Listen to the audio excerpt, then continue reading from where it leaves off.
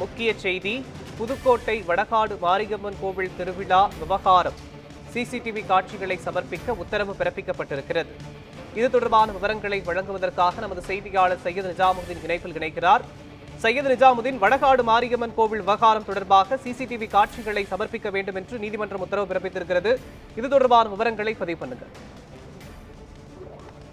வணக்கம். புதுக்கோட்டை மாவட்டம் வடகாடு மாரியம்மன் கோவில் திருவிழாவின் போது பட்டியலின மக்கள் மீது தாக்குதல் நடத்துவது மீது உரிய நடவடிக்கை எடுக்க கோரி புதுக்கோட்டையை சேர்ந்த சண்முகம் என்பவர் மதுரை அமர்வில் ஒரு வழக்கு தொடர்ந்தார். அந்த வழக்கில் கடந்த 5ஆம் தேதி அன்று புதுக்கோட்டை மாரியம்மன் கோவில் திருவிழா நடைபெற்ற போது கோவில் அருகே பட்டியல் சமூகத்தைச் சேர்ந்த சில இளைஞர்கள் நின்று கொண்டிருந்த போது அவனை பார்த்து அந்த பிற்படுத்தப்பட்ட சமூகத்தைச் சேர்ந்த இளைஞர்களும் அவர்கள் மீது பிரச்சனை செய்வதோடு பட்டியல் சமூகத்தை சேர்ந்த இளைஞர்கள் மற்றும் அந்த தங்களை தாக்குதலாக தெரிவித்துள்ளார். இதைத் தொடர்ந்து 300க்கும் அதிகமான பிற்படுத்தப்பட்ட சமூகத்தை சேர்ந்தவர்கள் ஒன்றிணைந்து பட்டியலின சமூகத்தை சேர்ந்தவர்கள் மீது தாக்கியுள்ளனர். இதைத் தொடர்ந்து இது பலத்த காயமடைந்த மற்றும் அந்த உள்நோயாளி சிகிச்சை பெற்று வருகின்றனர். மேலும் காவல்துறை அனைத்து குற்றவாளிகளையும் கைது செய்யாமல் கண்துடைப்பாக 10 பேரை மட்டும் கைது செய்துள்ளதாகவும் தெரிவித்துள்ளனர். மேலும் இதற்கு உரிய நடவடிக்கை எடுக்க வேண்டும் எனவும் அந்த மனு கூறப்பட்டிருந்தது.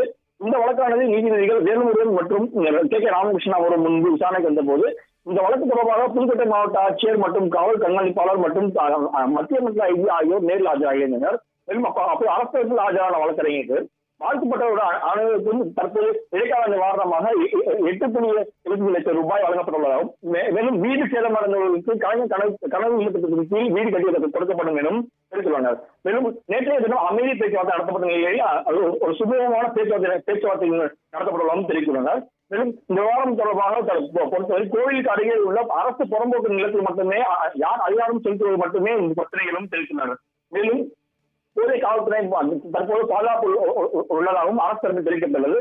அதற்கு நீதிபதிகள் மாவட்ட ஆட்சியர் மற்றும் எஸ்பி மற்றும் வருவாய்த்துறையினர் அனைவரும் வேலையாக செய்கிறது எனவும் கலவரம் நடந்த சம்பவ இடத்திற்கு நேரில் சென்று மாவட்ட ஆட்சியர் ஆய்வு செய்யவில்லை எனவும் கேள்வி நீதிபதி.